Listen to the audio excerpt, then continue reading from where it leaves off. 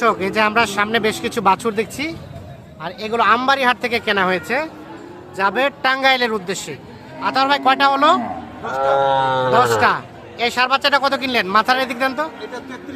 33। একদম গির বাচ্চা। আর এটা এটা 32।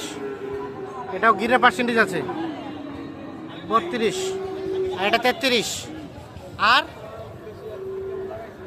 আর এগুলা এই দুটো হাইস। তার পাশে এটা কত হয়েছে? 31 সার বাচ্চা। আচ্ছা, 26।